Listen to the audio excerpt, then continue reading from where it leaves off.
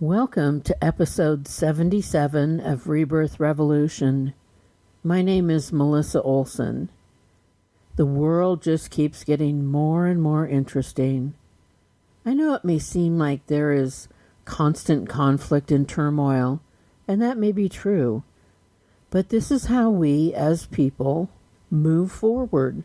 This is how we struggle with our belief systems and determine our best path for moving forward.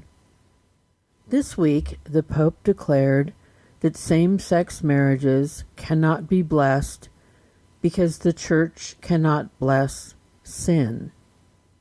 Some people may feel fine with that, as it assures them that they do not have to rethink anything that they've been told. The rest may feel that it is out of sync with where we are today. Polling shows that more than half of Catholics are fine with same-sex marriage. I think the issue goes beyond that. I think the question is whether the representative of an organized religion that represents less than 18% of the world population gets to speak for the Creator and say with certainty what is and is not worthy. The idea is that if the Church blesses a marriage, then God will be an active participant in that union. If the Church does not bless the union, then, according to them, God is out. You are on your own. But is that ever true? Does the Creator behave according to what the Pope says? I totally understand wanting to gather with people who believe as you do, and to hope that they have something more to offer that you may not yet know or fully comprehend. Organized religion can do that.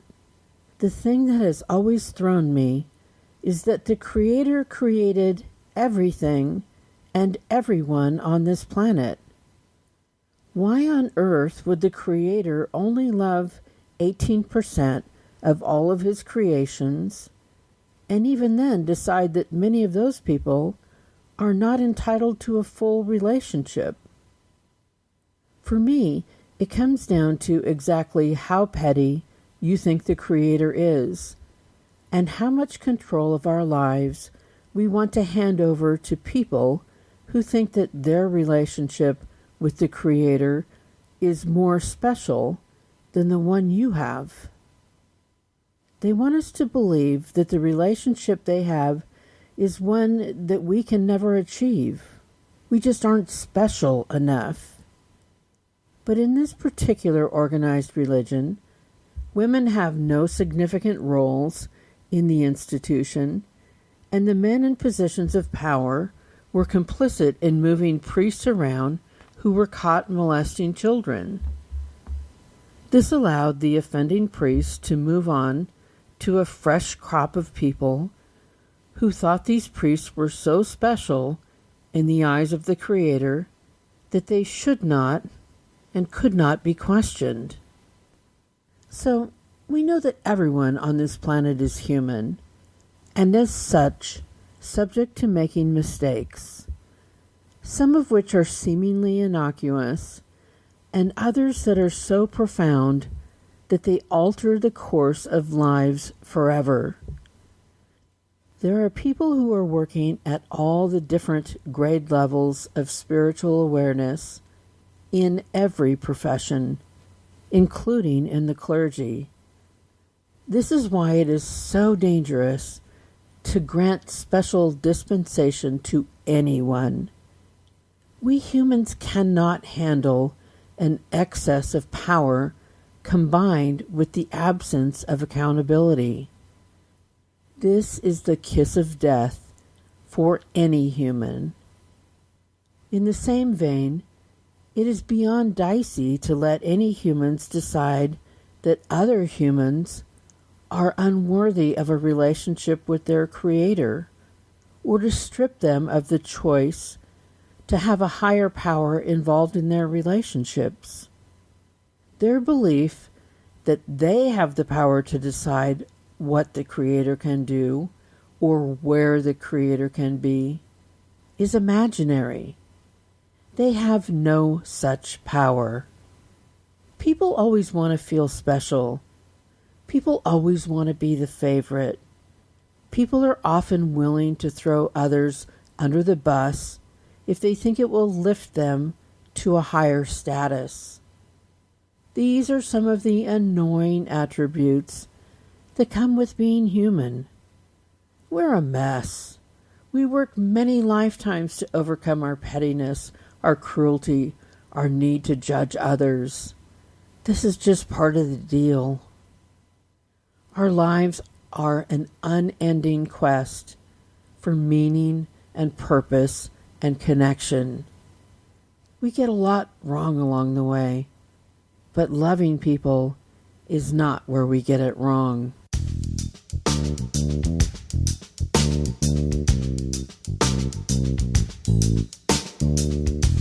One of the cited benefits of having a marriage blessed by the Catholic Church is that it will be a marriage that will not end. I don't think any relationship you have ever truly ends. It just morphs into something else. But the decree that no one should ever leave a marriage negates the fact that some unions are toxic and detrimental to everyone involved, not just the bride and groom. Of course, everyone who gets married thinks, at the time they commit, that it will last forever. But forever is much longer than it used to be, and I'm not sure that most humans operate at their best when they think that anyone has to be with them forever, no matter what they do or how they behave. But beyond all the stuff that relates to marriage, why are we waiting for someone else to tell us what we must do or not do? Are we incapable of making these decisions on our own? When it all comes out in the wash, you will be judged by the choices you made, not by blind adherence to the choices others made for you. You are responsible for you. You are responsible for the relationships you enter into. You are responsible for the degree to which you want the Creator to be involved in your relationship. No one else gets to decide that, and no one else will reap the benefits or pay the costs of your decisions. I watched a video of a sermon that was delivered by a Baptist minister in Missouri who told his congregation exactly how men had been created by God and what that meant for women.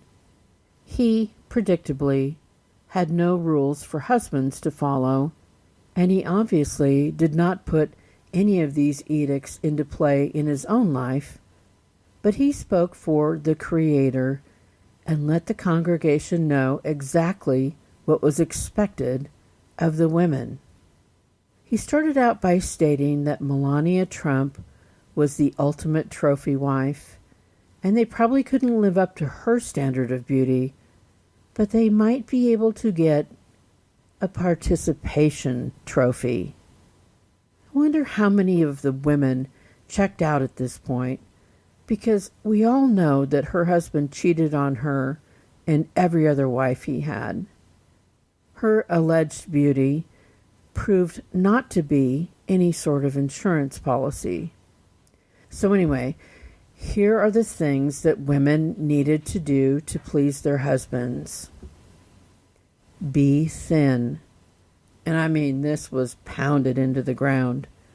Of course, this did not apply to him.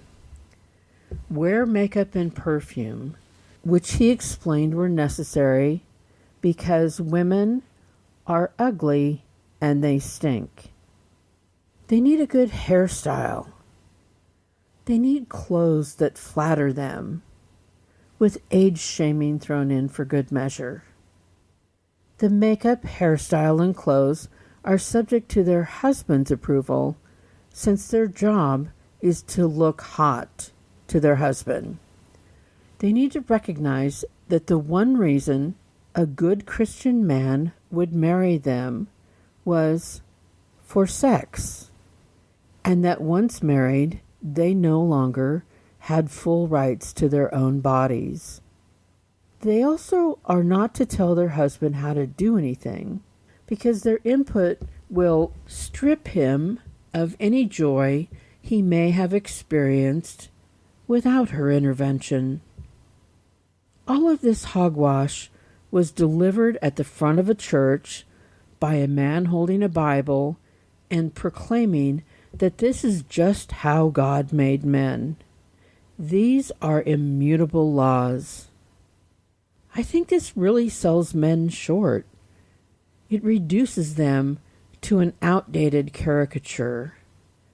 And I don't think he received the buy-in from the grown women in the group, as evidenced by the fact that he was put on leave as soon as this video hit the internet.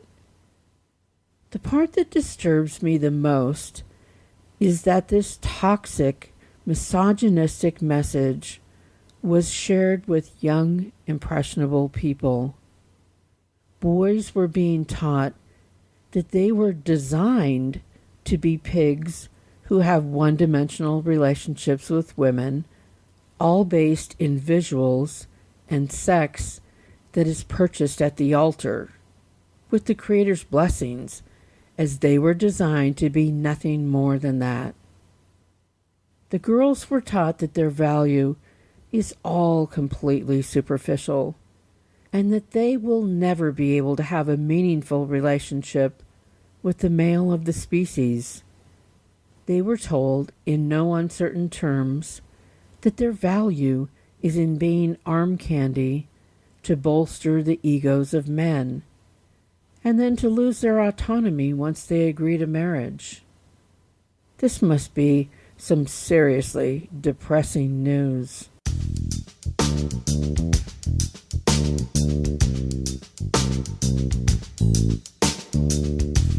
Teens have a hard enough time coming to terms with who they are and what they want for themselves without this poisonous thinking being introduced into their growing brains.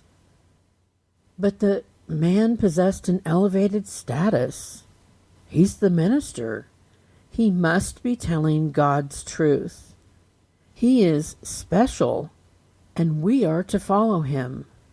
Why do we give them this power?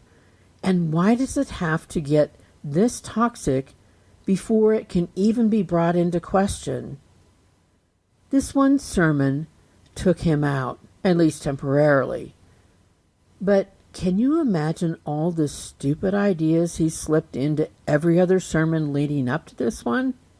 Enough already. The Rebirth Revolution requires us to knock many people off of the pedestals we have built for them. We put them there. We allow them to continue with the delusion that they know better than we do, and that they have the power to control our lives. They think they have the power to define who we can be, what we can do, and what value we have in this life. They are so very wrong. This is the role of those who head up religions. They are granted the power by all of us to tell people what does and does not make them valuable and ultimately lovable and worthy to the Creator. They have the ability to construct the box that they decide you should fit in. But these are just people, other people who are as fallible as the rest of us. Sure, the Pope has an important job. He sits at the top of an organization that has the highest net worth of any religion. Their net worth is so high that many financial experts feel it is incalculable. And the misogynistic minister has way less money, But the same unearned power, the power to tell people who they can be and whether or not the Creator is going to love and support them. These people who sit at the tops of churches and religions have this power through other people, not the Creator. They are there because we gave them that power. And then we sit back and hope that they will deign to accept us. It's crazy. Some feel that it is their duty to try to drag religions into the present day to help them get caught up. But is that really our role? Why are we tasked with explaining life to them? They get to decide how they see the world, just like we do. If their ideals are not in alignment with ours, what are we doing there? People feel hurt and betrayed by the words that these men speak. But these men should not have the power to make anyone feel any way. They are expressing their opinions that they think will keep them in power. Beyond that, they have no power over us. What if you decided that you didn't need the blessing of anyone, let alone someone who doesn't even know you? What if you already have the blessings you need to move forward? What if you can love whoever you love? What if you can just make the choices that make the most sense for your life? What if you cut the cord and took back the power that we have foolishly bestowed on others? These men are not the boss of you. They don't get to decide. The Creator invested in each and every person on the planet. Everyone is deeply loved and accepted as they stumble through their lives trying to get it right. We are only asked to love one another, tell the truth, act with integrity, respect the gifts we have been given, and keep doing the best that we can. It's not super complicated. The Creator even loves the ministers and Pope when they damage other people, because their growth is also part of the process. They will achieve wholeness at some point, but they clearly are not there yet. Don't worry about them. You can get where you are going without their blessings or approval. You are the boss of you.